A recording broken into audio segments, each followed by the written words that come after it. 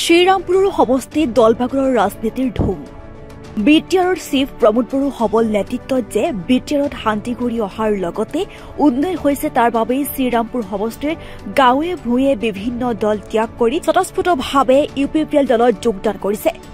এই ভাষ্য বিটিআৰৰ কাৰ্যবাহী সদস্য উইলছন হাছদাৰৰ।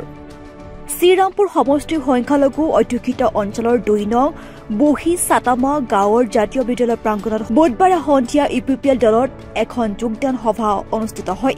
উক্ত সভাত উপস্থিত থাকে বিটিআৰৰ কাৰ্যবাহী সদস্য উইলছন হাছদা। কেন্দ্ৰীয় সমিতিৰ ইউপিপিএল দলৰ কেন্দ্ৰীয় সমিতিৰ নিৰ্দেশ মৰ্মে আমাৰ বিভিন্ন ব্লক কমিটিৰ আণ্ডাৰত যি প্ৰাইমাৰী কমিটি আছে বা আমাৰ যি বুথ কমিটিবিলাক আছে গোটেই প্ৰাইমাৰী পৰ্যায়ত আৰু বুথ পৰ্যায়ত আমাৰ মিটিং কৰিবলৈ এটা নিৰ্দেশ দিয়া হৈছে, যাতে আমি ৰাইজৰ লগত সঘনে যোগাযোগত যাতে থাকিব পাৰোঁ, তেখেতসকলৰ লগত মত বিনিময় কৰিব পাৰোঁ, চৰকাৰৰ কি চলি আছে কি চলা নাই গোটেই আপডেট যাতে দিব পাৰোঁ আৰু লগতে তেখেতসকলৰ কাৰণে যি সুবিধা আৰু লগতে বিশেষকৈ তেখেতসকলৰ কাৰণে কি চৰকাৰে চিন্তা কৰি আছে গোটেইখিনি কথা যাতে তেখেতসকলক আমি অৱগত কৰাব পাৰোঁ আৰু তাৰ লগে ইহঁতৰ যি ওজৰ আপত্তি আছে, লোকেল যিটো ইছ্যু আছে, প্ৰব্লেম সমস্যাবিলাক আছে সেইবিলাকৰ জানিবলৈ আমাক এটা নিৰ্দেশ দিছে, যাতে আমাৰ চৰকাৰ ৪ বছৰ সম্পূৰ্ণ হ'ল।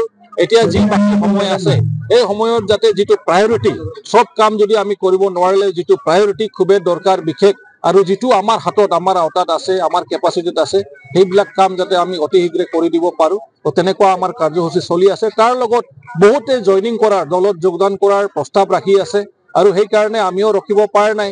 যদিও বা এতিয়া ইলেকশ্যনটো অলপ সময় আছে তথাপিও আমাক যিহেতু দলত আঁকোৱালি ল'ব বিচাৰিছে বা ভাল পাই আছে, আমি ৰাইজক ৰখাব পৰা নাই বহুত দেৰি।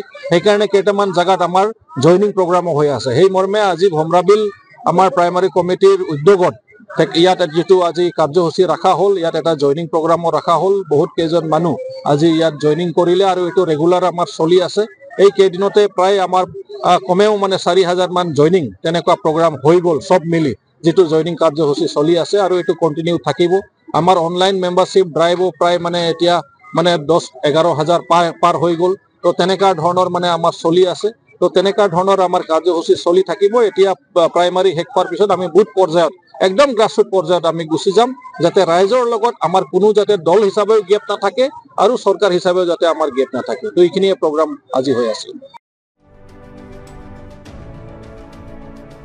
গোসাইগাঁৱৰ পৰা আজিজুল হকৰ ৰিপৰ্ট, ডিবি নিউজ।